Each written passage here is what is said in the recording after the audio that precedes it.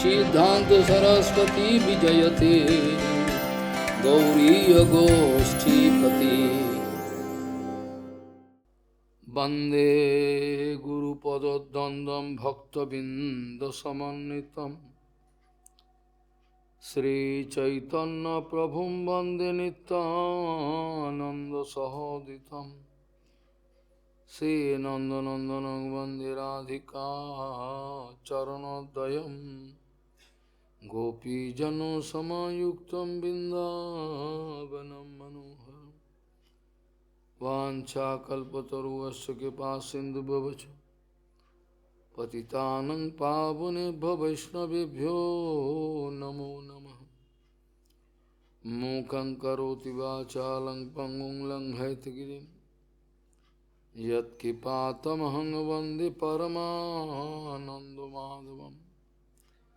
वृन्दावै तुलसीदेव वै पिया वै केशवस्य च कृष्णभक्तिपदे देवी सत्त्ववत्त्वयि नमो नमः। नारायण नमस्कृत्य नरं चैव नरोत्तमं देवीं सरस्वतीं व्यासं ततो जयो मुदीरये।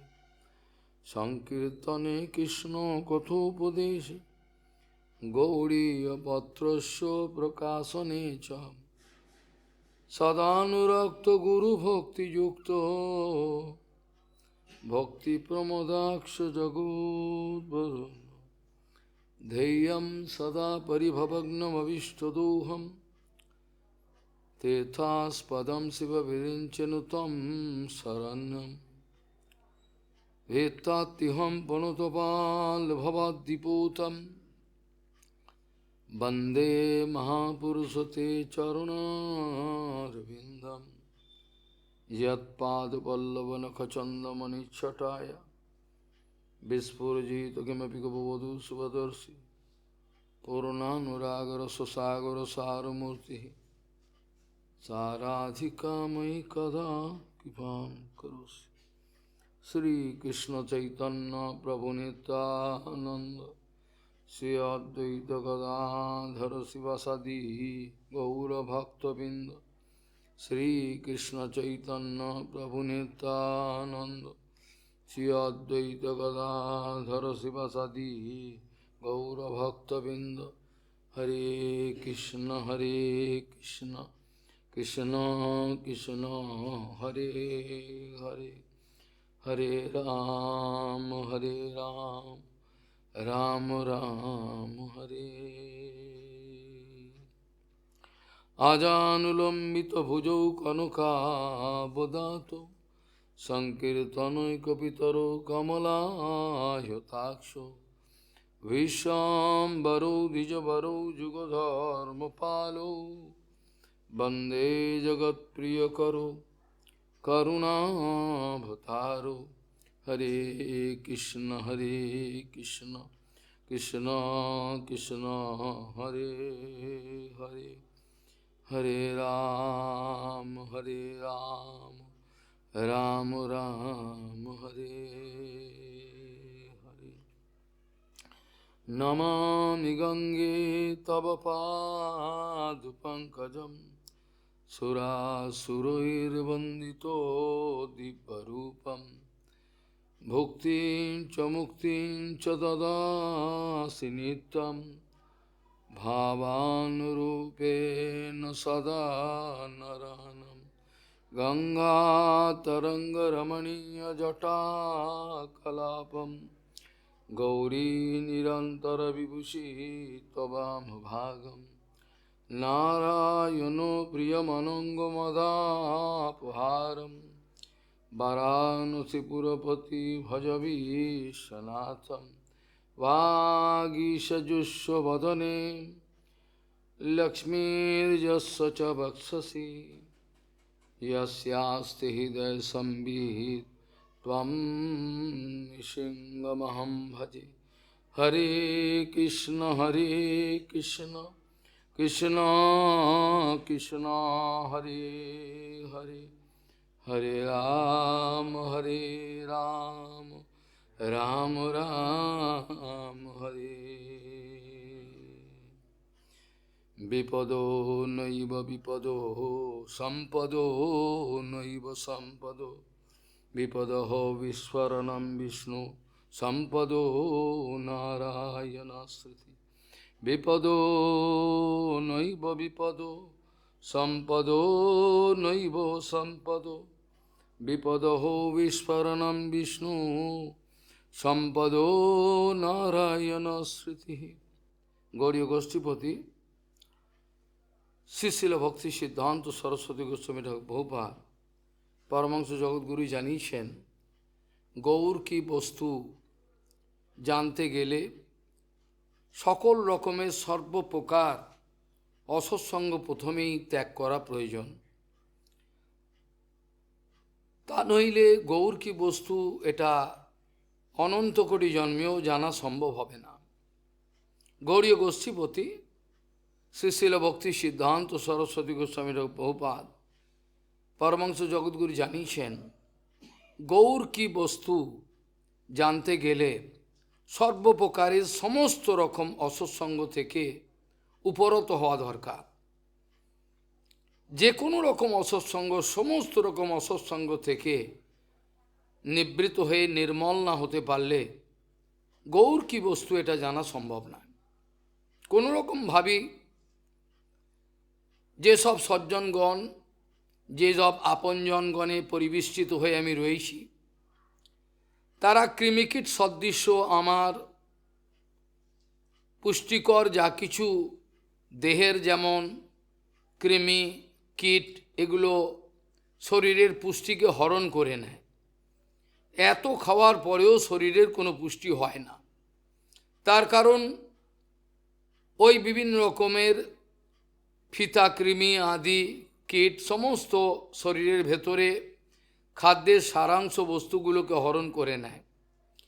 ঠিক সেই রকম আমার আপনজন স্বজনাখ্যা দস্যু যারা আছেন, তারা সমস্ত আমার জীবনের যাদেরকে আপন ভেবেছি, আপন ভেবে আলিয়ার পেছনে সময় নষ্ট করেছি, সেই সমস্ত আপনজন, তথাকথিত আপনজন আমার জীবনের ভজনের যা কিছু আমি পাওয়ার কথা ছিল সেই সমস্ত কিছুকে তারা হরণ করে নিয়েছেন, আমাকে নিঃস্ব করে দিয়েছেন। আজ আমি এতদিন পরে এত হরিভজন করেছি বলে মনে করলাম, কিন্তু দেখলাম ফাঁকা, কিছু নেই। এতদিন পরে কহিত সে কথা আমি হৃদয়েতে লজ্জা বোধ করছি। প্রভুপাদ জানিয়েছেন, পরম সত্যবস্তু জানবার সঙ্গে সঙ্গে পরম সত্যবস্তুর যদি কোনো ক্লু আমরা পাই, কোনো ইন্ডিকেশন পাই যে পরম সত্যবস্তু ওই দিক দিয়ে আমি পেতে পারি, পরম সত্যবস্তুর ইঙ্গিত পাওয়ার সঙ্গে সঙ্গে, খোঁজ পাওয়ার সঙ্গে সঙ্গে আমাদের সমস্ত ব্যস্ততা, আমাদের যত কিছু বাহাদুরি, সমস্ত কিছুকে ত্যাগ করে এক fraction of second, one fraction of second West না করে সেই সত্যবস্তুকে গ্রহণ করার জন্য এগিয়ে যাওয়া উচিত। যে মুহূর্তে আমরা সত্যবস্তুর সন্ধান পেলাম, ভগবান পাইয়ে দিলেন অনুসন্ধান, কেবল ডিরেকশনটা, সঙ্গে সঙ্গে আমি সমস্ত ব্যস্ততা সমস্ত দূর করে দিয়ে, সমস্তভাবে আমার যা কিছু বাহাদুরি আছে সমস্ত ত্যাগ করে এই অনিত্য জীবনে সেই সত্যবস্তুর জন্য ব্যস্ত হওয়া প্রয়োজন। বুদ্ধিমান ব্যক্তি এর মধ্যে এক ফ্র্যাকশন অফ সেকেন্ড নষ্ট করতে রাজি নয়। প্রভুপাদ বলছেন, এত বড় সত্য কথাটা, এত বড় সত্য বস্তু, এত বড় সত্য কথাটা কেউ জানতে পারছে না। এত বড় একটা সত্য কথা, সত্য বস্তু, কিন্তু কেউ ধরতে পারছে না। এ কি আশ্চর্য! এত বড় নিশ্চুর সত্য কথা, কিন্তু কেউ ধরতে পারছে না। এ কি মায়ার খেলা! আশ্চর্য বিষয়। এত বড় সত্যি কথাটা, এত বড় সত্য বস্তুটা আমাদের সামনে রয়েছে উপস্থিত, তো আমরা দেখতে পাচ্ছি না। আমরা মায়ার কোলেতে খেলা করছি। এইভাবে আমাদের জীবন ব্যর্থ হতে চলেছে, কিচ্ছু করার থাকছে না, কিছুই আমরা করতে পারছি না।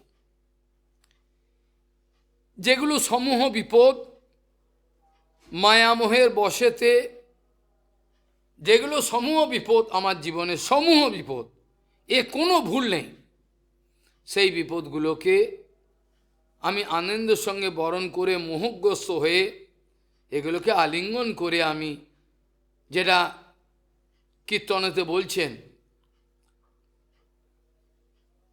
যে কিভাবে আমি কাষ্ঠ কাঠ চুষছি কেমনে পাইবে মিঠো, এইরকমভাবে আমি যেগুলোতে কোনো সারবস্তু নাই, যেগুলোতে কোনোরকমভাবেই কোনো সারবস্তু নাই, সেই বস্তুর পিছনে আলেয়ার মতো আমি দৌড়ে চলেছি। এ আমার কি ভীমরতি। যেমন আলেয়ার পেছনে কোনো ব্যক্তি দৌড়ে দৌড়ে সে মনে করে, মরীচিকার পেছনে দৌড়ে মনে করে যে জল পাবো, কিন্তু সেখানে তো জল নাই, তেজ তত্ত্ব আছে, জল তো সেখানে নাই, জল পাবে কি করে। এইভাবে যেখানে মরীচিকার পেছনে দৌড়ে দৌড়ে, জলের পিপাসায় দৌড়ে দৌড়ে, ভোগের কামনার বাসনায়, তৃষ্ণা অসৎ তৃষ্ণা কামন বাসনায় বশীভূত হয়ে আমি দৌড়াচ্ছি, কিন্তু যখন আমার ঘুম ভাঙলো তখন আর ফিরে আসার কোনো রাস্তা নেই, দেখতে পেলাম কোনো রকম রাস্তা নেই। যদিও আমরা একটা ইংরেজিতে একটা কথা পাই, সেটা পারমার্থিক রাজ্যে এটা প্রয়োগ হতে পারে, কিন্তু এটা বিশেষ ক্ষেত্রে, এটা সবসময় প্রয়োগ হয় না। আমরা এমন দিকে দৌড়াচ্ছি যেখান থেকে ফিরে আসার আর কোনো পথ থাকে না, কিন্তু এমন এমন বিশেষ ব্যাপার আছে যেখানে এটা প্রয়োগ হতে পারে। সেটা হচ্ছে it is never too late. এটা পারমার্থিক রাজ্যে শেষ মুহূর্ত পর্যন্ত উল্টে যেতে পারে। এটা নির্ভর করছে ভগবানের কৃপা, গুরু বৈষ্ণবের কৃপার উপর। সচরাচর এটা হওয়া সম্ভব নয়, এটা সম্ভব হয় না, সচরাচর সম্ভব হয় না, কদাচিৎ এটা হতে পারে। সমস্ত দিকে মায়া জাল বিছিয়ে রেখেছে। বর্তমানের শিক্ষা ব্যবস্থা, বর্তমানের খেলার ব্যবস্থা, বর্তমানে যা কিছু আছে সমস্ত কিছুর পিছনে একটা জাল বেছানো আছে।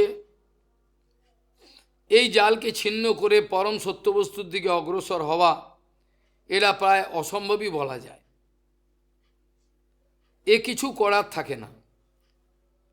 পশ্যন্নপি নপশ্যতি, ভাগবতে বলছে, চোখের সামনে দেখছে আমার প্রিয়জন সমস্ত চলে যাচ্ছে, একে একে সব চলে যাচ্ছে, দুনিয়া খালি করে চলে যাচ্ছে, আমাকে চোখের জলে ভাসিয়ে চলে যাচ্ছে।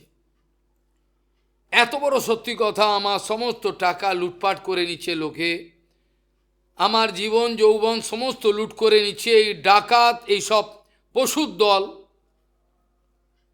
যাকে বলা হয় দ্বিপদে চতুষ্পদ। তারপরেও আমার ঘুম ভাঙছে না, মোহ নিগড়ে আমি রয়ে গেলাম, আমার কোনো মতেই এই ঘুম ভাঙছে না, কোনো রকম আমি বুঝতে পারছি না। পশ্যন্নপি নপশ্যতি, দেখেও দেখতে পাচ্ছে না কেউ। এ দেখবার পরেও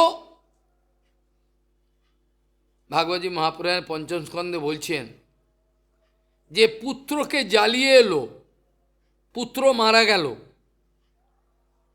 পুত্র মারা গেল, পুত্রকে শ্মশানে জ্বালিয়ে এলো, জ্বালিয়ে আসার পরে পিতরম জিজিবি সতী, পিতার বাঁচবার ইচ্ছা হচ্ছে, আবার আরেকটা বিয়ে করবেন, ভালো করে একটু জীবনযাপন করে পুত্রকে পুড়িয়ে এলেন শ্মশানে।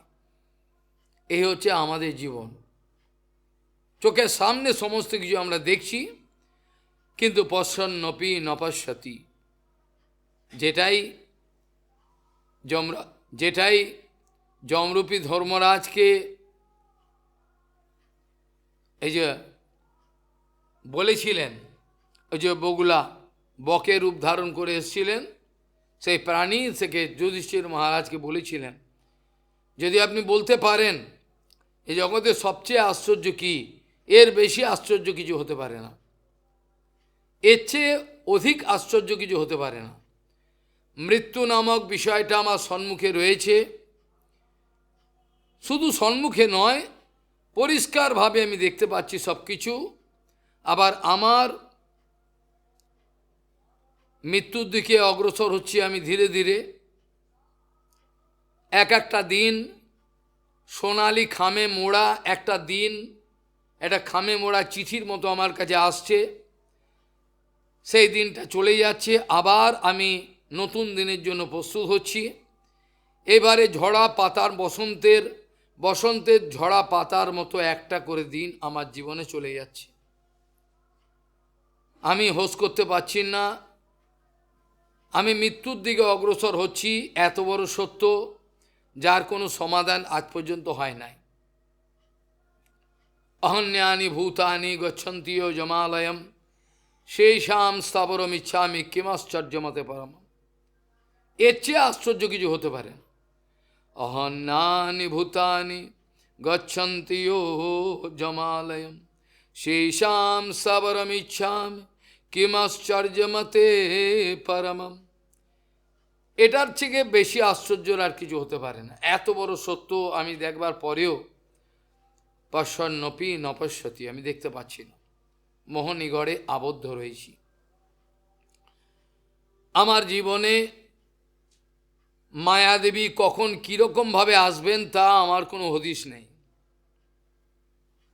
আমার জীবনে প্রতিষ্ঠা আসা অর্থাৎ মায়াদেবী কখন কিভাবে আসবেন আমার জীবনে কোনো ঠিক নেই। আমার জীবনে কিভাবে কীরকমভাবে আসবেন কোনো ঠিক নেই। কখনো সেবা মূর্তি ধারণ করে আসতে পারেন, কখনো অন্য বিভিন্ন মূর্তি ধারণ করে আমার সম্মুখে আসতে পারেন। সে মায়াদেবীকে আমি চিনতে পারলাম না, আর যদি চিনতে না পারার জন্য আমার জীবনের অমূল্য জীবনটা আমার ব্যর্থ হয়ে গেল। অজামিল কোনো অভদ্রলোক ছিলেন না, অজামিল কখনোই অভদ্রলোক ছিলেন না, তার মতো ভদ্রলোক খুব কমই হয়। বিশেষ করে তখনকার দিনে মায়ার প্রকোপ অত্যন্ত কম। এখন তো নাকের ডগায় মায়া নাচছে, তখনকার দিনে এরা এতটা ভয়ঙ্কর ছিল না। এতটা বলবো, আমরা 50 বছর আগেও যখন ছোটোবেলায় ছিলেন তখন এত ভয়ঙ্কর দেখি নাই। দিন যাচ্ছে,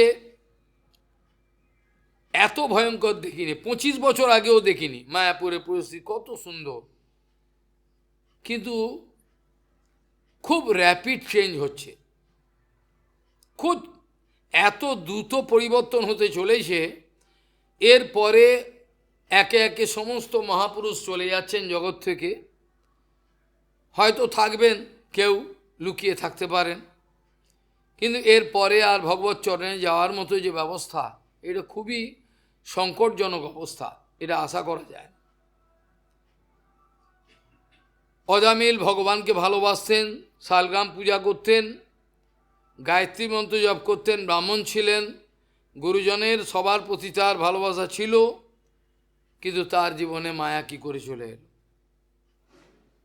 কি ভয়ঙ্কর মায়া তার জীবনে এলো, সমস্ত জীবনকে ব্যর্থ করে দিল।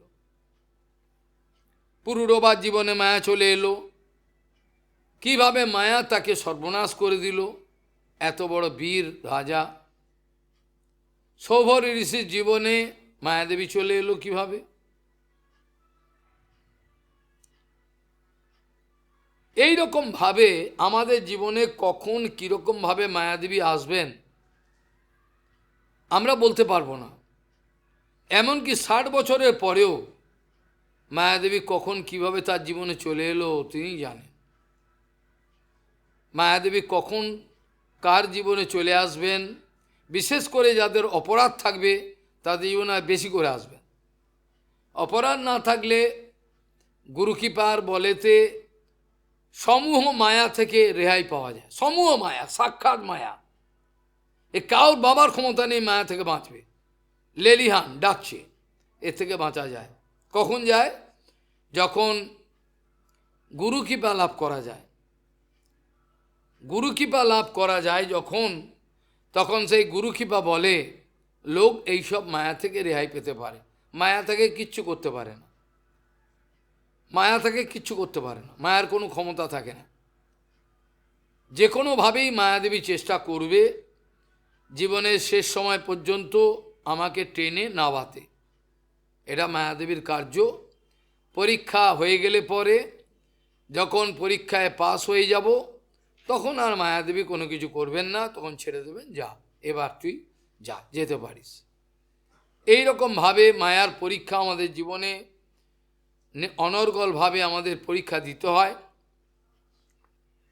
এর বাইরে আমরা গোড়া ডিঙিয়ে ঘাস খাবো, হয়ে যাবে ভগবান, পেয়ে যাব, সারা জীবন আমি গুলতানি করলাম, সারা জীবন আমি গুলতানি করলাম, ভজন কিছু করলাম না, আর শেষ জীবনে আমি পার পেয়ে যাবো, ওটা কী করে হয়? সাধনে সাধিবে যাহা, সিদ্ধিতে পাইবে তাহা। সাধনে সাধিবে যাহা, সিদ্ধিতে পাইবে তাহা। এই নরোত্তম ঠাকুরের একটা কীর্তন নিয়ে টানাটানি করছে মূর্খের দল, যেখানে বলছেন না ভজিত দেয় প্রেম ধন, এইটা নিয়ে হয়তো বলেছেন না ভজিত প্রেম ধন, তা করো তুমি যা খুশি করো, না ভজিত প্রেম ধন দেয়। আরে সেইটাই যদি তার বক্তব্য হতো তাহলে তিনি তো আর এই পরের কথাগুলো বলতেন না। এই যেটা তুলসীদাসী রামায়ণ নিয়ে একটা লোকাল শব্দ, আমাদের ভাগবতে বা কোনো পুরাণে কোনো জায়গায় আমরা সবসময় সুবিধাবাদী, আমরা লোকাল শব্দগুলোকে টুক করে টেনে নেব, আমরা লোকাল শব্দগুলোকে টেনে নিয়ে এটা ব্যাখ্যা করে বলেছে, কিন্তু এই লোকাল, এটা হচ্ছে লোকাল শব্দ, এই লোকাল শব্দের আগে পিছনে কি আছে এটা করবে না। আরে বাবা, হিরণ্যকশিপুও শাস্ত্র বলেছিলেন, বলেননি? হিরণ্যকশিপু বড় বড় শাস্ত্র বলেছিলেন, অম্ব অম্ব, দুনিয়া নিত্য অনিত্য। আরে মূর্খ, তুই আগে বোঝ। হ্যাঁ বলছে, হ্যাঁ দুনিয়া অনিত্য, আরে বনিত তুই আগে বুঝেছিস, অপরকে বলছিস অনিত্য? হ্যাঁ, অপরকে পর উপদেশে পণ্ডিত। যে কোনোভাবেই নরোত্তম ঠাকুর মহাশয় যদি বলবার এইটি উদ্দেশ্য থাকতো, তাহলে সাধনে সাধিবে যাহা, সিদ্ধিতে পাইবে তাহা, এইসব কথা তিনি বলতেন না।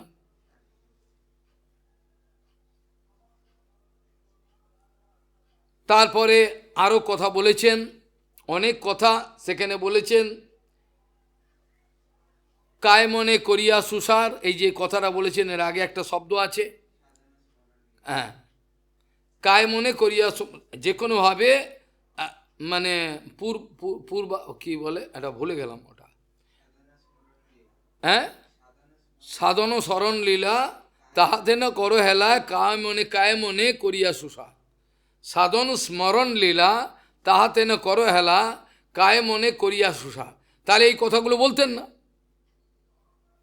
সাধনের কথা বলছেন, কীর্তনেতে বলছেন, মহাপ্রভুর এইগুলো প্রমাণ আছে কীর্তনেতে ভজন রহস্যে। সেখানে বলছেন ভজন না করে, মহাপ্রভু নিজেই প্রশ্ন করেছেন রায় মহাশয়কে, সাধ্য বস্তু সাধন বিনা কেহ নাই পায়, কৃপা করি কহ রায় পাওয়ার উপায়। তাহলে মহাপ্রভু মূর্খ, এই কথাটা বলতেন না। এই সহজিয়া দল পুরো শেষ করে দেবে ভজন রাজ্যে, আর আমরাও তো সবচেয়ে বড় সহজিয়া হয়ে গেছি, আমাদের কাউকে বলবার কোনো অধিকার নেই, ভয়ঙ্কর পরিস্থিতি। এইভাবে দেখা যায় সাধন রাজ্যের প্রারম্ভে গুরুকৃপা যখন লাভ হয়নি বা হবে, ততক্ষণ মায়াদেবীর প্রচণ্ড প্রভাব কাপড় টেনে খুলে দেবে, এ টিকতে দেবে না। যখন গুরুকৃপা লাভ হবে, ভজনে স্থৈর্য লাভ, স্থৈর্য মানে স্ট্যাবিলিটি লাভ করবে, তখন বুঝতে পারবে সব কিছু কী আনন্দ তার আস্বাদন পাবে। তার আগে যদি কেউ তর্ক জুড়ে দেয় যে আমি তো পড়াশোনা করে চাকরি পাবো, আরে তোমার পড়াশোনা যদি তোমাকে জীবনে তোমার চেতনার বিকাশ নাই করলো, তাহলে সেই পড়াশোনায় আমায় ছোট লোক বানিয়ে দিল, সেই পড়াশোনায় লাভটা কী? যে পড়াশোনায় আমার হৃদয়ের বিকাশ হলো না, আমাকে খালি একটা ডিগ্রি দিল, আমার সর্বস্ব চলে গেল, মান ইজ্জত, সেই শিক্ষা দিয়ে আমি কি করব? যে শিক্ষার ডিগ্রিটা পাওয়ার আগে আমি নিজের কাছে হেরে যাব, আমার ক্ষতি হবে। যেটাকে বলে গীতাতে ভগবান বলছেন উদ্ধরেত আত্মনা আত্মনম না আত্মন্নই অবসাদ হয়ে। নিজের আত্মাকে পতন হতে দিও না, নিজের কাছে নিজে হেরে যাওয়ার চেষ্টা করো না। পরের কাছে জিতে গেছি দেখাতে পারো, আমি জিতে গেছি, আমি এই পেয়েছি, কিন্তু নিজের কাছে তো হেরে গেছো। নিজের কাছে হেরে গেছো, নিজের কাছে হেরে গেলে সব শেষ, তখন আর কিছু থাকে না। কেন ভগবান বসে রয়েছেন ভেতরে। সেই জন্য বর্তমানের শিক্ষা ব্যবস্থা আদি যা কিছু, এটার ওপর ভরসা করা যায় না। যতদিন ডিগ্রি নিয়ে বেরোবে ততদিন তার জীবনের সর্বস্ব চলে গেল, আর বড় জোর কিছু টাকা পাবে চাকরি করে। যতক্ষণে ডিগ্রি নিয়ে বেরোলো ওই ছোট লোকগুলোর সঙ্গে থেকে, ততদিন জীবনে সব চলে গেল। জীবনের যে ভাইটালস, যেটাকে আত্মাটাকে বাঁচায়, এটা শেষ হয়ে গেল। আর কি করবো আমি? হয় লোকে বলবে, গ্যারেন্টি প্রশংসা করবে, এই পেয়েছে ওই পেয়েছে, এছাড়া আর কোনো কিছু হওয়ার নয়। তো যে কোনোভাবেই আমাদের সামনে দোকান সাজানো আছে। প্রভুপাদ বলছেন ভালো মন্দ বিচার করার মিনিমাম ক্ষমতাটা পর্যন্ত জীবের চলে গেছে। এটা ভালো এটা মন্দ এইটুকু বিচার করার ক্ষমতা নেই, মঠ মন্দিরও না। ভালো কাজ করলে তাকে লাথি মেরে তাড়িয়ে দিচ্ছে। সে ভালো করছে, তার চরিত্র ভালো, স্বভাব ভালো, সে কোনো নোংরামো করে নাই, কিছু নাই, তাকে তাড়িয়ে দাও। কী করে হয়? যে কোনোভাবেই এখন আর কোনো রাস্তা খোলা খুবই ভাগ্য থাকলে কেউ বাঁচবে, নাহলে কোনো রাস্তা নেই। যেটা কুন্তিদেবী বলেছিলেন না, এখন আমাদের আসল বিপদ শুরু হলো। কুন্তিদেবী বলছেন, কৃষ্ণ বলছেন বুয়াজি এত তো আপনার তো সমস্যা চলে গেছে, এখন তো সব অনুকূল হয়ে গেছে। তখন তিনি বলছেন না, এখন অনুকূল নয়, এখনই বরঞ্চ প্রতিকূল হলো। এখন প্রতিকূল, এখন আমরা সুখের সাগরে ভেসে যাব, আর আমরা তোমাকে ভুলে যাব, তোমাকে মনে রাখবো না। ওই জন্য গুরু বৈষ্ণবগণ নিজের জীবনের চরম প্রতিষ্ঠার সময়ও তারা বিনম্রভাবে থাকেন, মাথা নিচু করে। তারা ওগুলো নেন না, জগতের লোক দিতে চায়, তারা নেন না।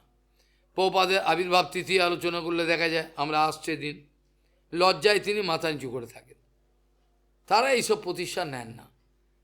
এগুলো নিয়ে তারা কি করবেন? এগুলো তো আমাকে আর আমার কিছু পরম সুবিধে করতে পারবে না, কোনো কিছু লাভ হবে না।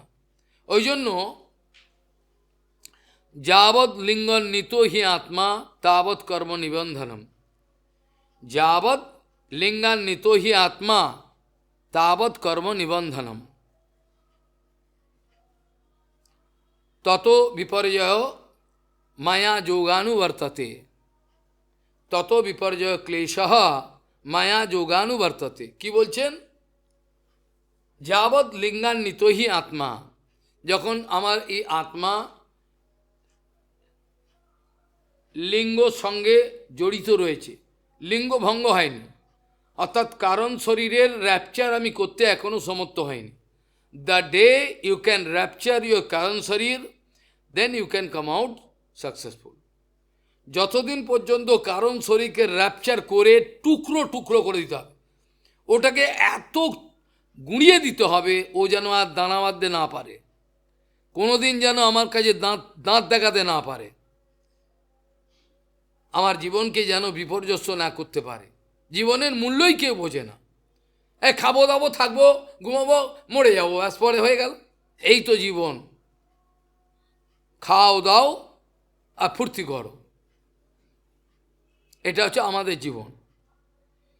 প্রত্যেকটা মুহূর্তে আমাদের কান্না আসা উচিত যে আমরা পেলাম না, গুরুবর্গ চলে গেল, তাদের দেখানো পথে যেতে পারলাম না, পথভ্রষ্ট হয়ে গেলাম, কোনো লাভ হলো না, এতগুলো জীবনের দিন আমার বৃথা চলে গেল। ভাগবতে সপ্তম স্কন্ধে বলছেন যাবৎ, যতক্ষণ পর্যন্ত যাবৎ লিঙ্গান্বিত হি আত্মা তাবৎ কর্ম নিবন্ধনম, তত বিপর্যয় ক্লেশঃ মায়া যোগানুবর্ততে। ততদিন পর্যন্ত মায়াদেবী তোমাকে ছাড়বে না। যতক্ষণ লিঙ্গ রয়েছে, লিঙ্গের জন্য তুমি কারণ। লিঙ্গ কে করলো? তুমি করেছো। লিঙ্গ তো ভগবান কি করবে? যদি জীবাত্মার স্বরূপ দেখা যায়, সেখানে তো লিঙ্গ নেই, এ তো স্বরশুদ্ধ আত্মা, এটা তো আমরা ডেকে এনেছি। যতক্ষণ পর্যন্ত লিঙ্গের সঙ্গে জড়িত থাকবে কারণ শরীরের সঙ্গে, ততক্ষণ পর্যন্ত পুনরপি জননম পুনরপি মরণম পুনরপি মাতৃ জঠরে শয়ন। চোখের সামনে মরে গেল সব আত্মীয় পরিজন, গুরুবর্গ একে একে নিত্য জগতে, তারা মরেন না, নিত্য জগতে চলে যাচ্ছেন আমাদের একা ফেলে রেখে। যখন এদের জন্য আমার হাউতাস না হবে, এটা হচ্ছে লক্ষণ ভজন হচ্ছে কিনা, এটা কিন্তু ভজনের লক্ষণ। যখন গুরুবর্গের জন্য আমার ভেতরে হাউতাস হবে, শ্মশানের মতো জ্বলছে। এই জন্য যাদের এখনও রক্তমাংসের পিপাসা রয়েছে, তাদের আমি বলি মাঝে মাঝে একটু শ্মশানে গিয়ে মরা পড়াটা দেখে আসবি। আমি অনেককে বলেছি, সময় পড়লেই যাবি, দূরে দাঁড়িয়ে থাকবি, মরাগুলো পড়ছে আর লোকগুলো কাঁদছে, দেখবি একটু পবিত্র হয়ে যাবি। শ্মশানে গিয়ে পবিত্র হয়ে যাবে, ওখানে গিয়ে দেখে আসবে, তখন আর রক্তমাংসের কোনো চাহিদা থাকবে না। গৌরকিশোর বাবাজি মহারাজ যেমন মুগুড়াঘাত করেছেন আমার মতো পশুকে, মুগুড়াঘাত, এর পরে আর লজ্জা দেওয়ার মতো কেউ নেই। তিনি এই মৃতদেহ থেকে কাপড়গুলো খুলে নিতে কাউকে চাইতেন, গঙ্গার জলে ধুয়ে ভালো করে মাটি দিয়ে তারপর ওই কাপড়গুলো পরতেন, কাউর থেকে কিছু চাইতেন না। কাঁচা চাল গঙ্গার জলে ভিজিয়ে কাঁচা লঙ্কা দিয়ে পেতেন। যতদিন পর্যন্ত আমরা কারোর উপর নির্ভর করব, ততদিন পর্যন্ত আমাদের সিদ্ধি লাভ করা মুশকিল ভজনে।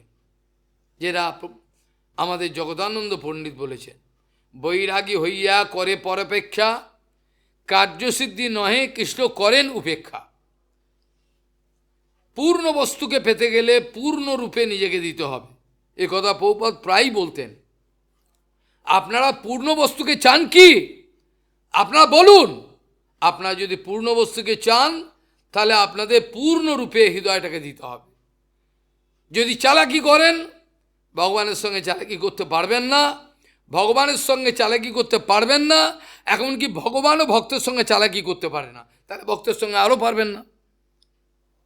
ভগবানের সঙ্গে চালাকি করতে পারবেন না, আর ভগবান ভক্তের সঙ্গে চালাকি করে পারে না, তাই জন্য ভক্তের সঙ্গে আরও পারবে না চালাকি করতে। পূর্ণ বস্তুকে পেতে গেলে পূর্ণরূপে নিজেকে দিতে হয়। 16 আনা না দিলে 16 আনা পাওয়া যায় না, কখনোই সম্ভব হয় না। আমি গুরুদেবকে বঞ্চনা করব, কামারকে ইস্পাত ফাঁকি দেওয়া, এটা সম্ভব হয় না। এটা কোনো মতেই পেরে উঠব না, এটা সম্ভব নয়। কাজেই পূর্ণ বস্তুকে যদি এই জীবনেই পেতে চাই, জীবনের আর একটা ফ্র্যাকশন অফ সেকেন্ড আমি অন্য কাজে ব্যয় করতে পারবো না। আমি আমার জীবনের একটা ফ্র্যাকশন অফ সেকেন্ড আমি অন্য কাজে ব্যয় করতে পারবো না। আমি পূর্ণ বস্তুর জন্য তৈরি হব। আমি কাউর কাছে মাথা নত করিনি, করব না, একমাত্র গুরু বৈষ্ণবের চরণে আমার মাথা নত। আমি মায়ার কাছে মাথা নত করব না। ভগবানের যে মায়া আছেন তাকে প্রার্থনা করব, তিনি নিশ্চয়ই আমাকে বাঁচাবেন। কিন্তু জগতে যে মায়ারূপে আমার কাছে সব আসে, তাদের কাছে আমি মাথা নত করিনি, করব না। আমি মাথা নত করবো একমাত্র গুরু বৈষ্ণবের চরণে। প্রাকৃত জগতের কাউর কাছে আমি মাথা নত করতে রাজি না, তাতে কোনো সুবিধা হবে না, এতে তো আমার সঙ্গ হয়ে যাবে না। মাথা নত মানে আমি তার সঙ্গে বিনিময় করলে আমি পড়ে যাব, আর কেউ কিছু করার থাকবে না, কোনো রকমভাবে আমার কোনো সুবিধা হবে না। কাজে বলছেন, যাবৎ লিঙ্গান্বিতহি আত্মা তাবৎ কর্ম নিবন্ধনম। কর্মবন্ধ, জ্ঞানবন্ধ, আবেশে মানব অন্ধ। কর্মবন্ধ, জ্ঞানবন্ধ, আবেশে মানব অন্ধ হয়ে রয়েছে। এই কর্মের বন্ধন কখনোই যাবে না। আমার এক কর্ম আর একটা কর্মের বন্ধনে নিয়ে যাবে।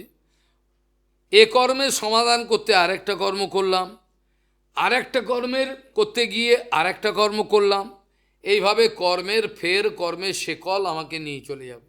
আমি এর থেকে রেহাই পেতে পারবো না। তাবৎ কর্ম নিবন্ধন।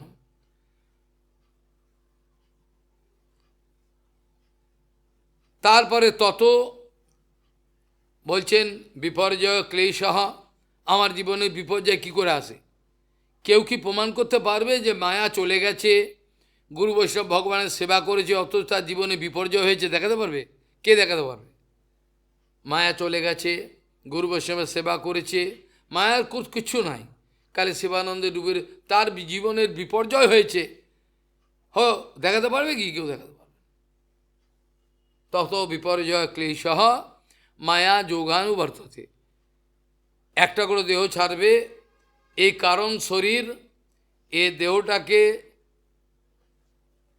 জীবাত্মা চলে গেলে পরমাত্মা বন্ধু ওর সঙ্গে যান, চলে গেলে পরে এবার অন্য একটা জায়গায় প্রবেশ করবেন, গর্ভে প্রবেশ করবেন বীর্যরূপে, অন্য একটা জায়গায় প্রবেশ করে আবার জন্ম হবে, জন্ম হয়ে সেখানকার পরিবেশে তৈরি হবে, আবার তার যখন দেহ ছাড়বে তখন আবার আরেকটা লিঙ্গ তার।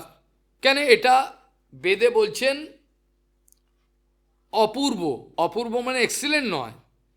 ওই যে একটা জীবাত্মা এই দেহ থেকে যখন দেহ রাখছেন তখন যে কর্মফলের হিসাব কিতাব, সে তো কিছু ভালো করতে পারে, খাপ তার কর্মের যে হিসাব কিতাব আছে, সেই কর্মের হিসাব কিতাবগুলো ফাইনাল অ্যাকাউন্ট যখন টানা হলো মৃত্যুর সময়, সেই কর্মফল রেসিডিউ তার যে সংস্কারটা তার সঙ্গে ফলো করবে। যেমন ফুলের গন্ধ, ফুলের গন্ধ যেমন ফুলের বাগান দূরে আছে, ফুলের গন্ধ যেমন বাতাসের সঙ্গে আমার কাছে আসে, ঠিক সেরকম জীবাত্মার সঙ্গে ফুলের গন্ধের মতো তার সংস্কারটা উড়ে চলে যায়, গিয়ে এবার অন্য জনিতে তাকে প্রবেশ করিয়ে দেয়, দিয়ে সেখানে আবার একটা জন্ম হলো, আবার একটা মা বাবা পেয়ে গেলাম, আদর পড়লাম, সব কিছু করলাম, আবার সেখানেও ছেড়ে দিলাম।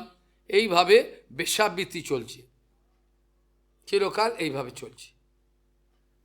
যে জন্মেতে আমি মহান গুরু বৈষ্ণব, তেজিয়ান গুরু বৈষ্ণবের কৃপাতে তা আনুগত্যে সেবা করতে করতে ভগবত সেবা, আমার এই লিঙ্গ দেহকে ফ্র্যাকচার করে দেবো, ধ্বংস করে দেবো, আর রাখতে দেবো না, এই প্রতিজ্ঞা, এটাকে ধ্বংস করব। ধ্বংস করে দিয়ে এবার আমি আস্তে আস্তে ওপরের দিকে উঠব।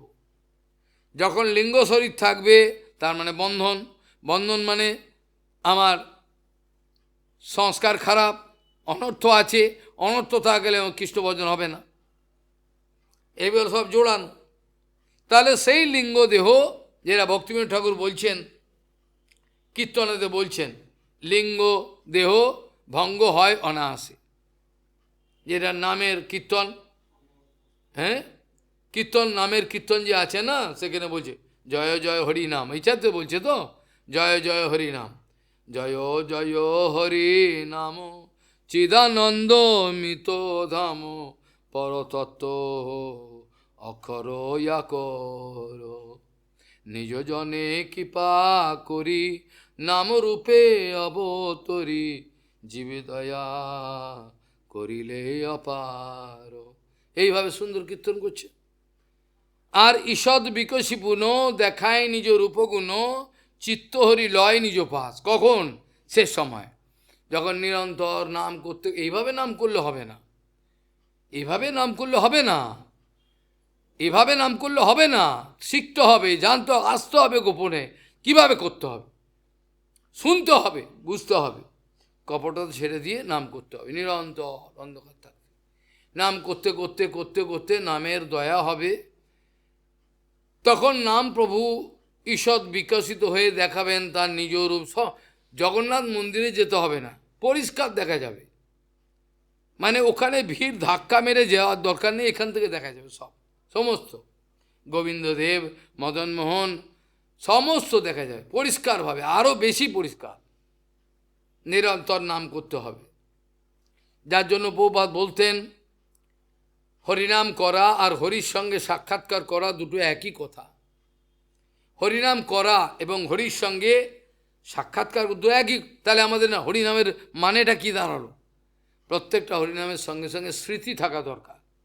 আমি হরিনাম করছি, এখানে মন চলে গেল হবে না, প্রত্যেক নামের সঙ্গে আমার গুরু বৈষ্ণবের সঙ্গে ভ্রমণ করতে হবে, প্রত্যেক নামের সঙ্গে।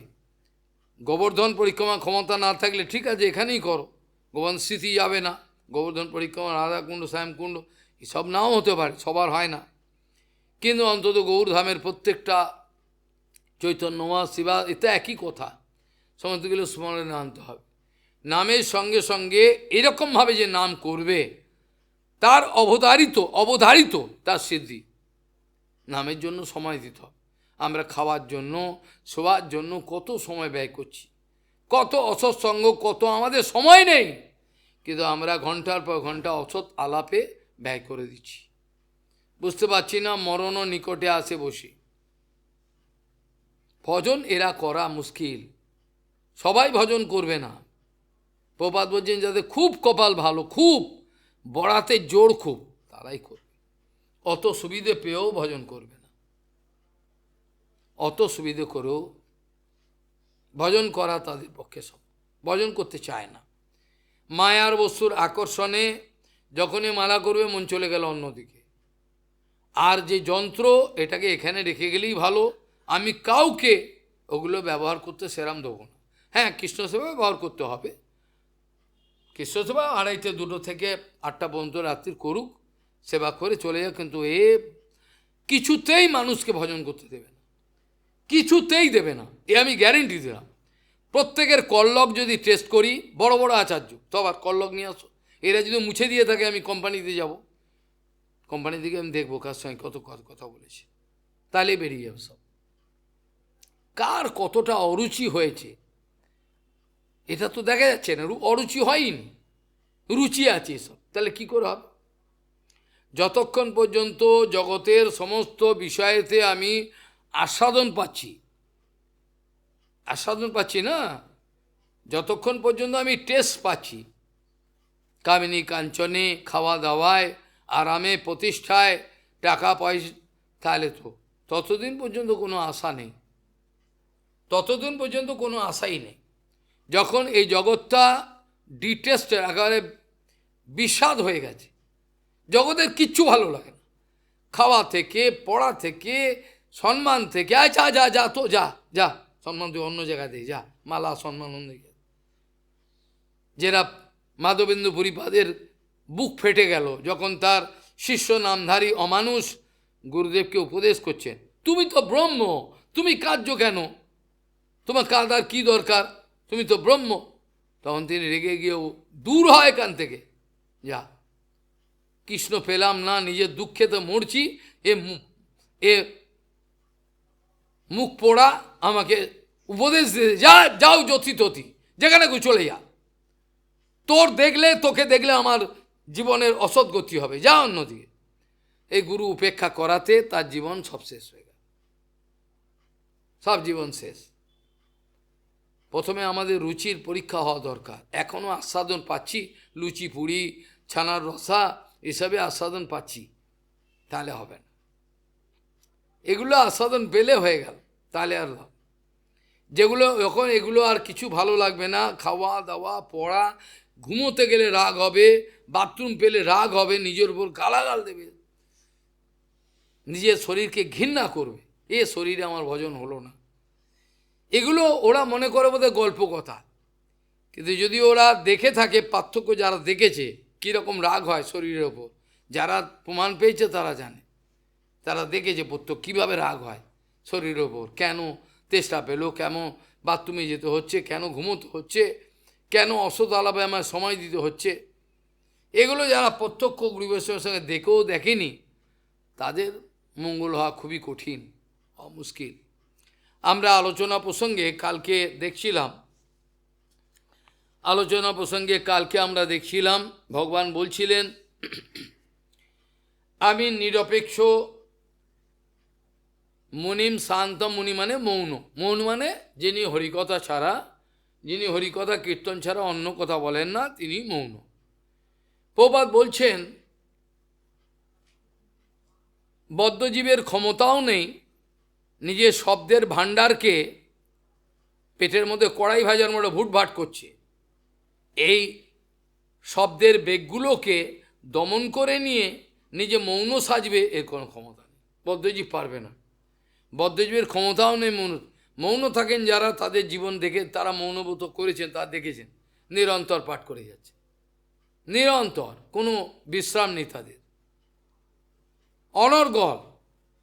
তারা মৌনব্রতের করেছেন, ওটা লোক দেখাবার জন্য না, এটা শক্তি সঞ্চারের জন্য, মানে যাতে অপরের মঙ্গল করা যায় জন্য।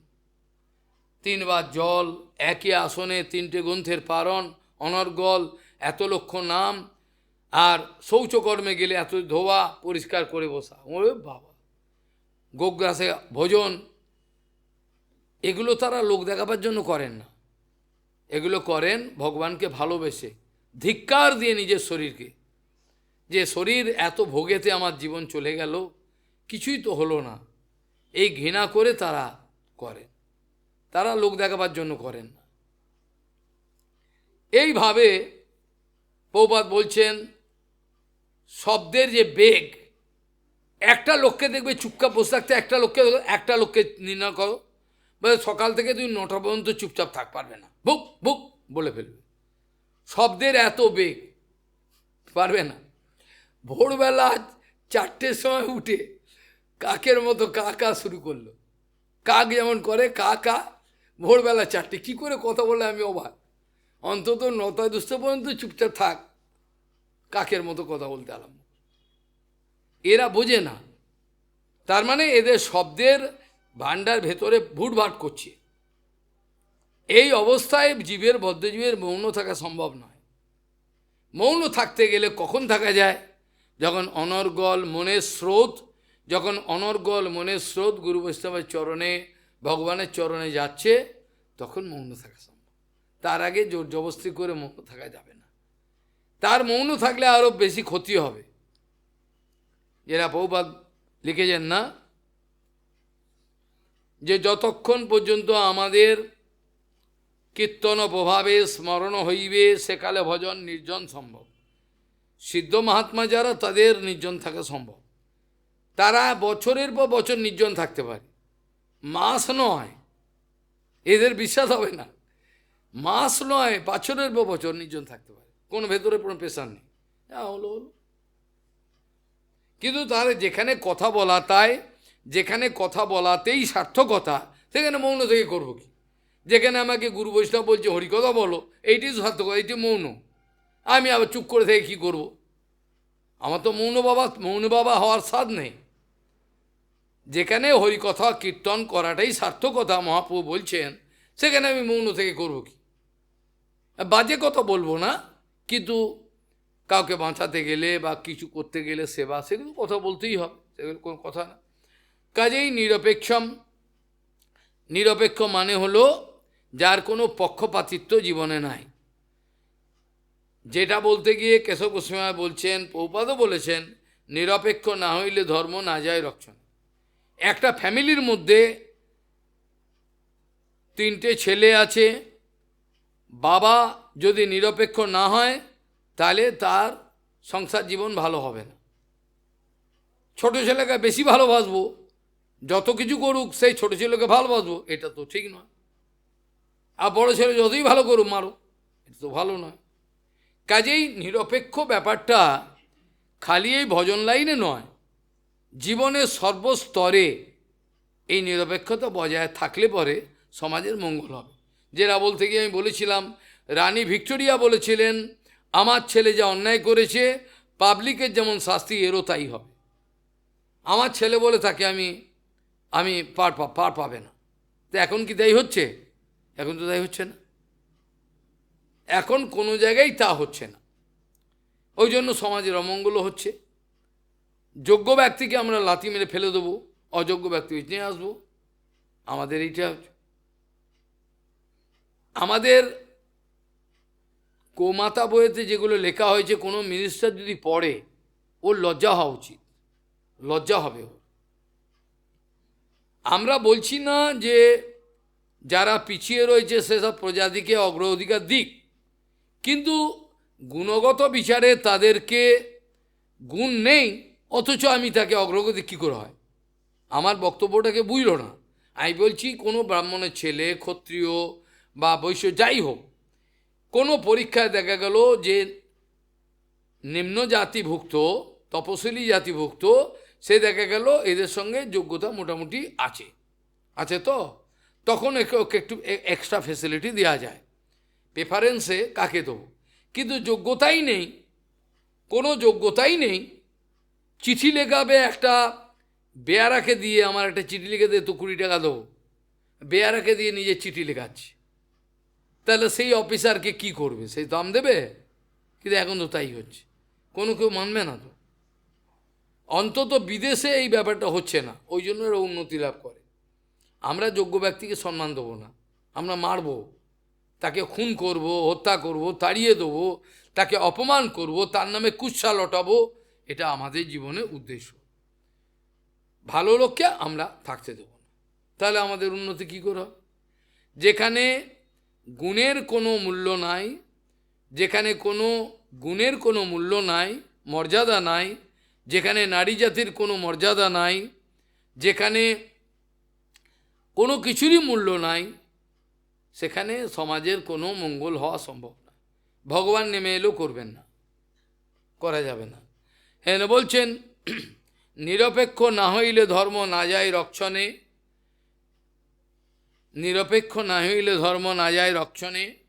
শ্রী চৈতন্য চরিতামৃতের এই নিছক সত্য কথা আমার জীবনে পালন করতে গিয়ে যদি আমাকে প্রচুর পরিমাণে বিপদগ্রস্ত হতে হয়, আক্রমণের মুখোমুখি হতে হয়, তথাপি এই সমস্ত বিপদগুলোকে আলিঙ্গন করে জগতের কাছে আমাদের এক আদর্শ স্থাপন করতে হবে যে আমরা নিরপেক্ষ, আমরা সাধু খাতায় না, আমরা সাধু খাতায় নাম লিখিয়েছি, আমাদের লজ্জা হওয়া দরকার, আমরা সাধু খাতায় নাম লিখিয়েছি, আমাদের গায়ে থুক্কার দিচ্ছে জগতের লোক, আমরা নাকি সাধু খাতায় নাম লিখিয়েছি, আমাদের আচার আদর্শ চরিত্র দেখে সমাজের লোক থুক্কার দিচ্ছে আমাদের উপর।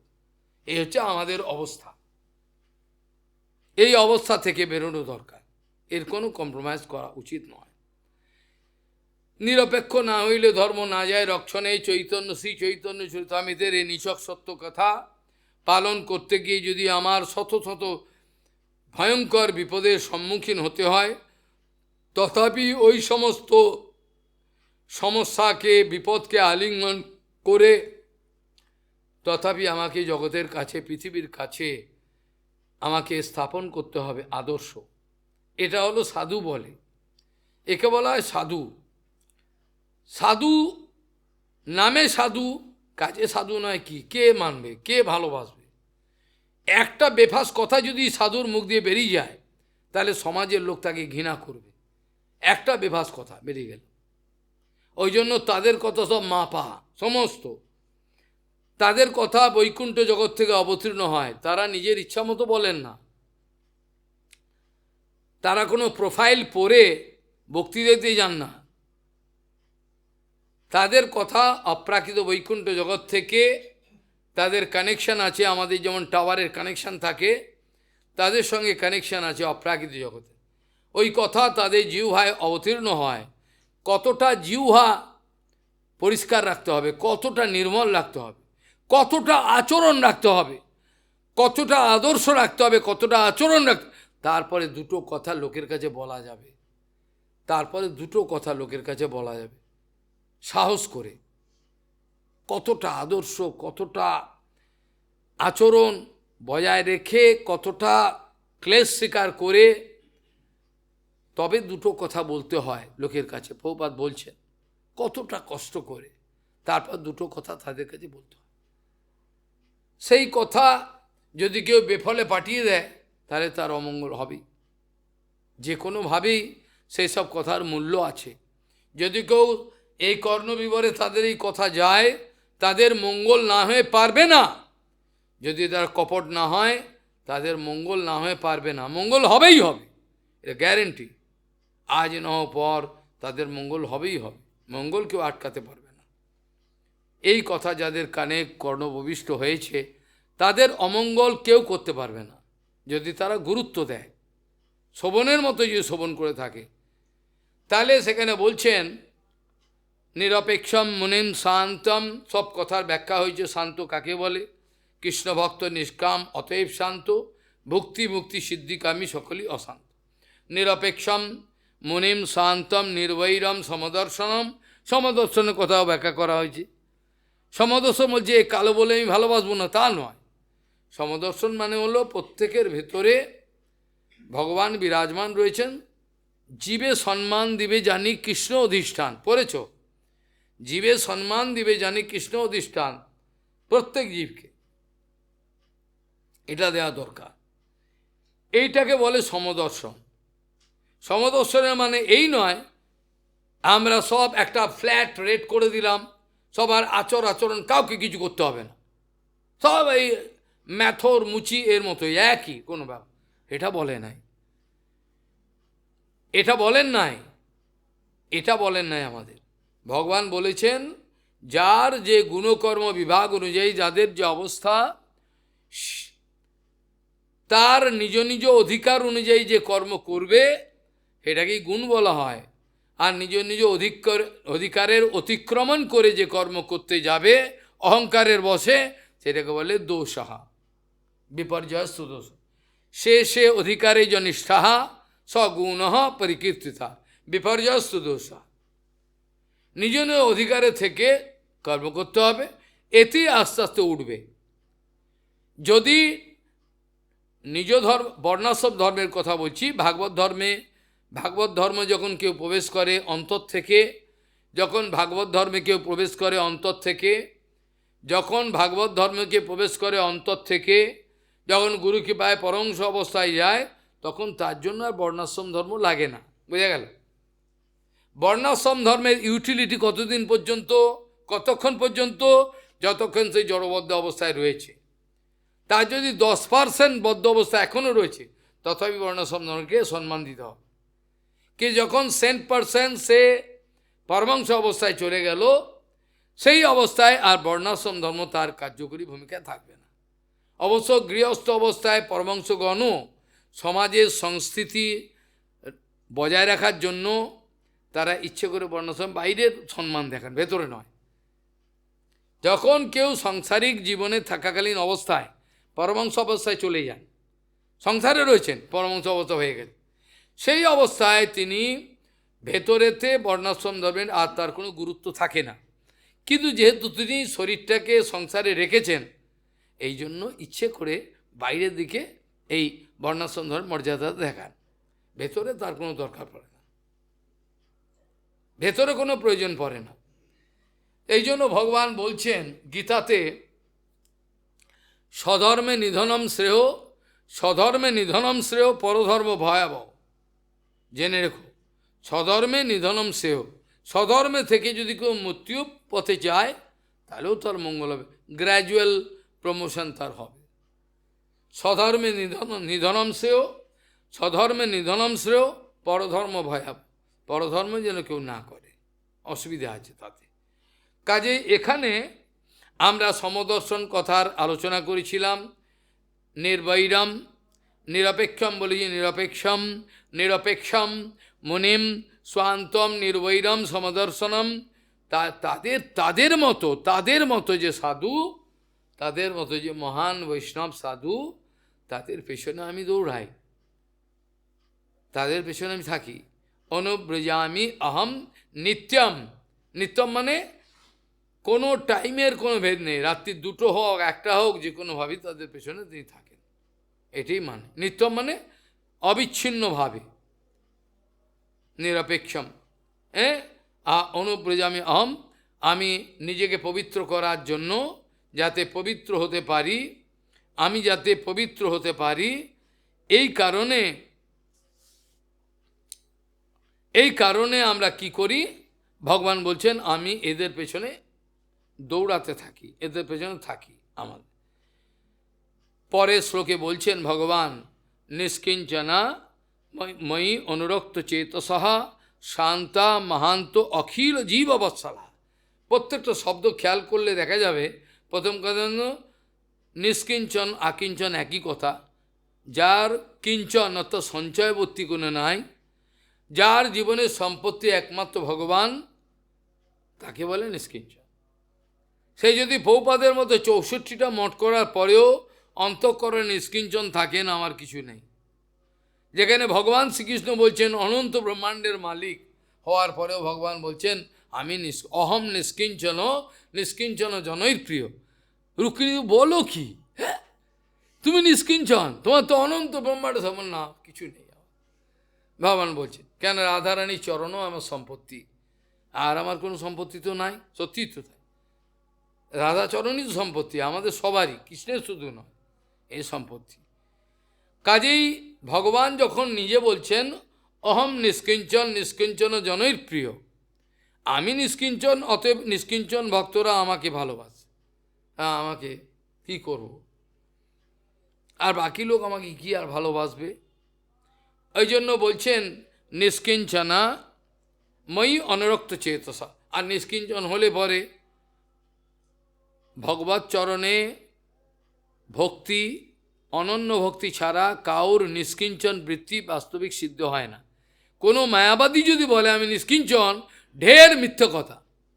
কোনো মায়াবাদী যদি বলে আমি নিষ্কিঞ্চন, মিথ্যে কথা। কেন, ওর তো ভগবত চরণে প্রপত্তি নাই, ভালোবাসা নাই। কাজে ও যতই ছেঁড়া কাপড় পরে থাকুক, যতই কামিনী কাঞ্চনের দিকে কোনো আমার লোভ নেই দেখাক, তথাপি তাকে আমি নিষ্কিঞ্চন বলতে পারবো না। কোনো কালীভক্ত নিষ্কিঞ্চন হতে পারবে না, কোনো মহাদেবের ভক্ত কেউই পারবে না। জগতের কাউর ক্ষমতা নেই নিষ্কিঞ্চন। নিষ্কিঞ্চন একমাত্র হতে পারে ভগবানের নিজজন, আর কাউর ক্ষমতা নেই। মুখে বলবে, হ্যাঁ মুখে বলবে আমি সকল কাজের পাই হে সময়, তোমানে হইতে পাই না, এসব বলবে। বড় ধাগা পেয়ে কামনা ছেড়েছি, এইসব বলবে। আরে আমাদের তো এমনি ছাড়বে, তুই তো দাগা পেয়ে ছেড়েছিস, ছাড়বার ইচ্ছে ছিল না, তার মানে কাম আছে। কিন্তু বৈষ্ণব সে তো তা না, এমনি ফেলে দেবে, যা দূর হ দূর হ, উৎপাত। আজ কৃষ্ণ সেবায় যাহা অনুকূল, যা হয়, হ্যাঁ কৃষ্ণ সেবায় যা অনুকূল, বিষয়ে বলিয়া ত্যাগে হয় ভুল। এটা তো নিষ্কিঞ্চন ভক্তের, এটা জীবনের। কেন মাধবেন্দু পুরীপাদের ওপরে কে নিষ্কিঞ্চন ছিল? হে তো 10,000 গৌমাতাকে পালন করলো, গোজে বাসিয়ে দিল, এত ভান্ডারা করলো, মন্দির করলো, তার নিষ্কিঞ্চন বৃত্তির কি সর্বনাশ হয়েছিল? কেন মন থেকে নিষ্কিঞ্চন? এই জন্য নিষ্কিঞ্চনা মনোরক্ত চেতসা শান্তা মহান্ত অখিল জীব। ওই কিন্তু ভাগবতে ভগবান শ্রীকৃষ্ণ তাকেই মহান্ত বলছে। মহান্তাস্তে সমচিত্ত প্রশান্তা, তাই একে মহান্ত বলছে, তা আচার্য মহান্ত অখিল জীবৎসলা। সত্যিই তাই। কোনো একটা সাধুকে দেখলে সে কিন্তু কোনো ঘৃণা করেন না। কোনো ছেলে মেয়ে বেশ্যাও যদি আসে ঘৃণা করবেন না, কাউকে ঘৃণা করেন, বরঞ্চ তাদের দেহের আকার আকৃতি দেখেন না, তারা দেখেন আত্মাটাকে। কোনো আত্মা আমার কাছে কন্যারূপে এলো, কোনো আত্মা সেই আত্মাটা পরে আবার মরে গিয়ে আবার পুরুষ রূপে আসতে পারে, এটা নিয়ে কোনো বিশেষ ব্যাপার নয়। আত্মদর্শনটা হলো দরকার। এই জন্য বলছেন নিষ্কিঞ্চনা মই অনুরক্ত চেত সাহা শান্তা মাহান্ত, তাকে মাহান্ত বলে উপাধি দিচ্ছেন ভগবান। কারণ অখিল জীববৎসলা, অখিল বলতে মনে রাখো, অখিল বলতে শব্দটা কিন্তু ব্যাপক। মানে কোনো ব্রহ্মাণ্ডে কোনো জীব যদি থাকে, কাউর প্রতি তার কোনো হিংসা হবে না, ভালোবাসা হবে। কেন? কৃষ্ণ সম্বন্ধে দেখছে, সেই জীবাত্মাকে কৃষ্ণ সম্বন্ধে দেখবার জন্য তার প্রতি তার ভালোবাসা আসবে। গুরুপাদ দেখি যে মশা কামড়াচ্ছে, একটা মশাকেও মারছেন না, অবাক কাণ্ড। মশা কামড়াচ্ছে, মারছেন না। এগুলো অভিনয় করে হয় না, এগুলো এই অবস্থায় যখন ওঠে তখন সর্বভূতে ভগবানের উপস্থিতি লক্ষ্য করে, তখন যে কি হয় তার এটা ব্যাখ্যা করে বলা যায় না। এই জন্য অখিল জীববৎসলা। আর কালকেও বলছিলাম, কেউ যদি ত্যাগী জীবনে প্রবেশ করে, ব্রহ্মচারী বা সন্ন্যাসী হয়, সমস্ত বিশেষ করে যারা সন্ন্যাসী হবেন তারা সমস্ত জীবকে নিজের পুত্র, নিজের সন্তান জ্ঞান করবে, লেখা আছে ভাগবত। একটা কোনো জীবের প্রতি যেন ভোগ বুদ্ধি না আসে, তাহলে কিন্তু রসাতলে চলে যাবে। যে ব্যাপারে মহাপ্রভু অত্যন্ত কঠোর ছিলেন, এই ব্যাপারে মহাপ্রভু কিছু করবেন না, বাকি অনেক কিছু করবেন। এই ব্যাপারে মহাপ্রভু কোনো ক্ষমা করবেন না। মহাপ্রভু এ ব্যাপারে অত্যন্ত কঠোর। এই বলছেন নিষ্কিঞ্চনা ময়ি অনুরক্ত চেতসঃ শান্তা মহান্ত অখিল জীববৎসলাহ কামৈর রণালব্ধ ধিয়। কামের দ্বারা তার চিত্ত প্রলোভিত হয় না, বুঝে গেল? কামের দ্বারা কোনো কাম যদি এসে আঘাত মারে সেখান থেকে বাউন্স করে চলে যাবে, বুঝে গেল? কোনো কামের যদি তীর কেউ চালায়, দুম করে এলো, এখানে বাউন্স করে চলে গেল, উল্টো দিকে চলে গেল, তাকেই মারবার জন্য, বুঝে গেল? যেটা বলছেন কামৈর রণালব্ধ ধিয়, তার কাম বলে কোনো কিছু তাকে স্পর্শ করতে পারে না। কেন শুদ্ধ গুরু বৈষ্ণবকে জগতের লোক মাথা নোয়াতে বাধ্য হয়? তাদের মেরে ফেলতে ইচ্ছা হয় কিন্তু মারতে পারে না, পারে না। তাদের ইচ্ছা হয় মেরে ফেললে আপদ গেল, কিন্তু পারে না। ভগবান রক্ষক রয়েছেন, পারে না। ওই জন্য বলছেন কামৈ রণালব্ধ ধিও জিসন্তি তে জন্নৈরপেক্ষম ন বিদুহু সুখম মম। বলছেন আমাতে অনুরক্ত চিত্ত আকিঞ্চন শান্ত নিরভিমানী সর্বজীব বৎসল।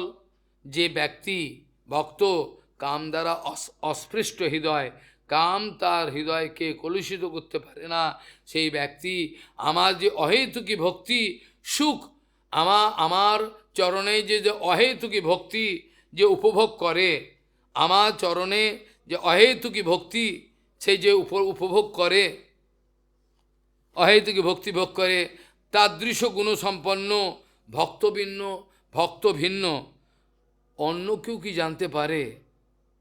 অন্য কেউ তো জানতে পারে না। কি আনন্দটা ছিল ভক্তিপ্রমোদ পুরী গোস্বামী মহারাজ ওই খাটে বসে আনন্দ নিচ্ছেন, এ তো বাইরের লোক জানতে পারছেন না। যার হয় সেই জানে। আমরা ছোটবেলায় একটা কবিতা পড়েছিলাম, কার কবিতা এখন ভুলে গেছি, কি যাতনা বিষে বুঝিবে সে কিসে, যারে নাহি ভুজঙ্গ সাপ যাকে কামড়ায় নি, সে কি করে ও আহা আহা করতে পারে, আহা কত কষ্ট রে বলতে পারে, কিন্তু কষ্টটা যার কামড়েছে সেই বোঝে। ভুজঙ্গ যাকে দংশন করেছে তার যে প্রত্যক্ষ অনুভূতি, সেই অনুভূতিটা মা বাবা 14 পুরুষ কেউ পারবে না, পারবে? যাকে কামড়ে সেই জানে। ঠিক এইরকমভাবে ভগবানের বিরহ যন্ত্রণা যার হৃদয়েতে জাগরুক হয়েছে, তার যন্ত্রণা কিসে? সে কেন খাওয়া দাওয়াতে ঘুমনোতে সুখ পায় না? কি কারণ? একটা কারণ তো আছে। কি কারণ? কি জিনিস সে পেয়েছে? সে কি এমন জিনিস পেয়েছে যাকে এই জগতের কোনো কিছুই তাকে আনন্দ দিতে পারছে না? এটা হলো ভজনের একটা গুপ্ত রহস্যময় কথা। ভজন জগতের এটা গুপ্ত রহস্যময় কথা। কেন কি পেয়েছেন তারা, যা জগতের কোনো কিছু তারা ভাল লাগে না? আজ সংসার নাহি লাগে ভালো, কাহা যাই কৃষ্ণ হেরিয়ে চিন্তা বিশাল। আর যে বস্তুটাকে দেখতে পাই না তার জন্য আমাদের দেখতে পাই না, ওই করছি করব, কি হবে কে জানে, কিন্তু আশা নিয়ে করে না। যেটা খ্যান্তির অব্যর্থ কালোত্তম বিরক্তির মান শূন্যতা, হ্যাঁ, আশাবন্ধু সমুৎকণ্ঠা নাম গানে সদা রুচি, কে করে? এরকম অবস্থায় উঠতে হবে তো। রোজ আমার একই অবস্থা, আরে প্রতিদিন তো আমাকে সার্ভে করতে হবে। একটা দিন গেল, হরিকথা শুনছি, বিভিন্ন সে আমাকে কতটা উঠলাম সেটা করবো না, চল ভালো করে বানা আর খা, হয়ে গেল। এভাবে তো হবে না। একটা আকাঙ্ক্ষা চাই, তৃষ্ণা চাই। যার তৃষ্ণা পায়নি তাকে জল জোর করে খাওয়ানো যাবে? তৃষ্ণা পেলে এমনি খাবে, আরে জল দেওয়া আমাকে একটু খাবে। যদিও তারা জল না কেউ থাকতে পারে ইচ্ছে করে, লীলা করে, জল না কেউ থাকা যায়, এটা কোনো কথা না। কিন্তু তৃষ্ণা যার পায় সে জল পান করবে, বাকি যার জল তৃষ্ণা পায়নি সে পান করবে কী করে? এই জন্য পারমার্থিক রাজ্যের এটা সবচেয়ে বড় কথা, সবচেয়ে বড় কথা যে এই অবস্থাটায় আমাদের উন্নীত হওয়া দরকার। ভক্তি সুখ আস্বাদন যে করেছেন, যে আনন্দটা ভগবানের সেবায়, সেটা যিনি প্রত্যক্ষ অনুভব করেছেন তিনি ছাড়া আর বাইরের কেউ বলতে পারবেন নাটক করে হবে না এটা। যতই বাধ্য বলেন টাকা আনুক পয়সা আনুক সব, ওই জিনিস পাবে না। ও জন্মেছে মরবে, মরার পর কোথায় যাবে কেউ তো আর জানবে না, ও মরবে, বেগড়ে মরবে। এরপরে বলছেন ভগবান, বদ্ধমান ওপি মদ্ভক্ত বিষয়ৈর রজিতেন্দ্রিয়। ভগবান বলছেন যদি বিষয় এসে তাকে ধাক্কা মারে, মুচিড়ে দেয়, কি হবে? বলছেন কামৈর রণলব্ধ ধীয় জুসন্তি, এটা বলে দিয়েছি। এর পরের শ্লোকে বলছেন বাধ্যমান ওপি মদ্ভক্ত বিষয়েই রজিতেন্দ্রিয় প্রায় প্রগলভা ভক্ত্যা বিষয়ে না বিভূয়তে। ভগবান বলছেন আমার ভক্তের কীরকম সুবিধা হয় দেখো, যে কোনো কালী দুর্গা এদের কোনো ভক্তের এই সুবিধাটা নাই। ভগবান বলছেন যদি ধরো আমার এক ভক্ত আছে যে এখনও কাম জয় করতে পারেন, কিন্তু আমাকেই ভজন করে, হ্যাঁ বলেছে না ভগবান গীতাতে, বেদ ভগবান বলেছে তো, যদি কেউ এমন কোনো ক্রিয়াকর্ম করে ফেললো, এটা করা উচিত ছিল না, করে ফেললো, কিন্তু যদি অনন্য ভক্ত হয় তথাপি তাকে ভক্ত বলে মানতে হবে। এসব বিষয়ে পরের হপ্তাহ আলোচনা হতে পারবে সময় করে। কোনোরকমভাবেই তাকে বলা যাবে না, তাকে ভক্তই বলতে হবে। তো তার আবার লক্ষণ আছে, কেউ আবার নিজের জীবনের চরিত্রহীনতাকে ঢাকবার জন্য যদি এটা কাজ লাগিয়ে দেয়, দিতেও পারে, কিন্তু এটা ভক্তিমেটকে মানে বলেননি। পরের সপ্তাহে যদি আলোচনা হয় সেই জন্য বলছেন এমনও হতে পারে আমার ভক্ত এখনও কামজয় করেনি, কিন্তু আমাকে ছাড়া কাউকে ভজন করে, আমাকে ছাড়া আর কাউর ভজন করে না, কিন্তু এখনও কামজয় হয়নি। তখন কি হবে? ভগবান বলছেন বদ্ধমানও, তাকে কাম কাবু করে ফেললো। বদ্ধমানও অপি মদ্ভক্ত বিষয়ৈর অজিতেন্দ্রিয়, হে এখনও জিতেন্দ্রিয় হতে পারেনি। প্রায়ই দেখা যায় প্রাগলভা ভক্তা, তার ভক্তির প্রাধান্য থাকায় দেখা যায় খুব শীঘ্রই সেই ট্র্যাপ অর্থাৎ ফাঁক থেকে বেরিয়ে পড়ে। ভগবান বলছেন তো বেশি দিন ওই অবস্থা থাকবে না, সে বেরিয়ে পড়বে। ঠিক কিছু হয়তো করে ফেললো, কিন্তু তা হলেও প্রায় প্রাগলভা ভক্ত্যা, প্রাধান্য ভক্তির প্রাধান্য থাকায় বিষয়ৈর নাভিভূয়তে, বিষয়ের দ্বারা সর্বাঙ্গীনভাবে তিনি অভিভূত হন না। আশ্চর্য, হয়তো বিষয় তাকে গ্রাস করলো কিছুটা, কিন্তু হলেও দেখি ভক্তির প্রাধান্য খুব শীঘ্রই বুঝতে পারে এগুলো কিছু না, বেরিয়ে যাবে। এই জন্য বলছেন বাধ্যমানও অপি, বাধ্য বিষয় কি করবে? বাধ্যমানও অপি মদ্ভক্ত বিষয়ে, মদ্ভক্ত ভগবান বলছে মদ্ভক্ত, বাধ্যমানও অপি মদ্ভক্ত বিষয়ৈর রজিতেন্দ্রিয় প্রায় প্রাগলভয়া ভক্ত্যা বিষয়ের না বিভূয়তে, বিষয়ের দ্বারা সে অভিভূত হয় না। ভগবান এ সম্বন্ধে ভাগবতী মহাপুরাণে প্রতিজ্ঞাও করেছেন, প্রতিজ্ঞা করে বলেছেন যদি এরকম কিছু হয় তাহলে আমি তার হৃদয়তে যেহেতু রয়েছি প্রবিষ্ট হয়ে, ধুনোতি সর্বম হৃদিসন্নিবিষ্ট, তার কোনো প্রায়শ্চিত্ত করতে হবে না, আমি তার হৃদয়ে প্রবিষ্ট হয়ে তার এই যে একটু যে নোংরা হয়ে গেছিল হৃদয়টা, ওটা আমি পরিষ্কার করে দেবো, তাকে আর প্রায়শ্চিত্ত করতে হবে না, তাকে প্রায়শ্চিত্ত করার দরকার নেই, আমি করে দেবো, সব ব্যবস্থা করে দেবো তার। ওই যে ধুনোতি সর্বম হৃদিসন্নিবিষ্ট, হৃদয় প্রবিষ্ট হয়ে আমি তার সমস্ত হৃদয়কে পরিষ্কার করে দেবো, কোনো চিন্তার কিছু নেই।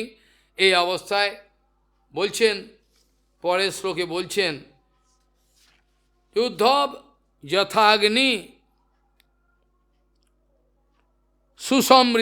সুসমৃদ্ধার্চি, যথা অগ্নি সুসমৃদ্ধার্চি করোতি এধাংশি ভস্মস্বাদ তথা মদ বিষয়া ভক্তি উদ্ধবেন নাংসি সৎ কৃষ্ণ সৎ না বলছেন কৃষ্ণ স তৎক্ষণাৎ কি করবে? বলছেন যথা অগ্নি, অগ্নি যেমন যথা অগ্নি সুসমৃদ্ধার্চি, তাতে আগুনের সমৃদ্ধি আছে, আগুন যেমন করতি এধাংশী ভস্মস্বাদ, যদি কাষ্ঠ আদি যা কিছু আছে ভস্মস্বাদ করে দেয়, ঠিক সেরকমভাবে মদ বিষয়া ভক্তি রুদ্ধব নৈ বৈনাংশী, যেমন যেমন বাঁশের ঝাড়েতে যদি আগুন লাগে, শুকনো বাঁশের ঝাড়েতে যেমন আগুন লাগে, সেরকমভাবে তথা তথা এবার কি হবে? মদ বিষয়া ভক্তি, মদ বিষয় আমার বিষয়ে যে ভক্তি, অরুদ্ধ বৈনাংশী, যেমন ধরে বাঁশের ঝাড়কে আগুনে পুড়িয়ে দেয়, কৃষ্ণ সাহা, তৎক্ষণাৎ এরকম ধরনের অবস্থা করে। হে উদ্ধব, প্রজ্বলিত অনল যেমন কাষ্ঠরাশি ভস্মীভূত করে, তদ্রূপ আমার শ্রবণ মননাদি যে ভক্তি পাপ রাশি নিঃশেষ রূপে ভস্মীভূত করে দেয়। হ্যাঁ, কৃষ্ণ সহা মানে একেবারে তার আর অবশেষ বলে কিছু থাকবে না, এভাবে পুড়িয়ে দেবে। তারপর ভগবান একটা শ্লোক বলছেন, তার ব্যাখ্যা পরবর্তী সপ্তাহে হতে পারে। ন সাধয়তি মাম যোগো ন সাংখ্যম ধর্ম উদ্ধব ন সাধ্যায় তপস্ত্যাগ যথা ভক্তির মম অর্জিতা। বোধহয় বলছেন যেমন আমাকে যোগ, সাংখ্যযোগ, যোগ ধর্ম কোনো কিছুই, সাধ্যায় অধ্যায় কোনো কিছুই আমাকে ততটা সন্তুষ্ট করতে পারে না যতটা ভক্তি আমাকে সন্তুষ্ট করতে পারে। সেই জন্য পড়াশোনা জানে না, মূর্খ, একবার আদিবাসী ভক্তি থাকলে হয়। আদিবাসী এই যে আদিবাসী এই যে বৃদ্ধা মহিলা, তাকে মহাপ্রভু যে আদিবাসী, একে তুমি বারণ করো না, ও যথেষ্ট জগন্নাথ দর্শন করুক। তার মতো যদি আমার ইচ্ছা হতো, কাজে এখানে ঘৃণার কোনো ব্যাপার নেই, এখানে মানসিক ভাবটা কি সেটি হচ্ছে মূল। বস্তুতে কোনো দোষ নাই। সেই বলছেন ন সাধয়তি মাম যোগো ন সাংখ্যম ধর্ম উদ্ধব ন সাধ্যায় তপস্ত্যাগ যথা ভক্তির মম অর্জিতা। ভক্তিতে আমাকে যতটা বশীভূত করতে পারে, এরকম আর কোনো কিছুই আমাকে বশীভূত করতে পারে না। কাজেই বিপদ নৈব বিপদ সম্পদ নৈব সম্পদ, বিপদ ঈশ্বরণম বিষ্ণু সম্পদ নারায়ণ স্মৃতি। वांछा कल्पतरुश्च कृपा सिंधु पतितानां पावनेभ्यो वैष्णवेभ्यो नमो नमः।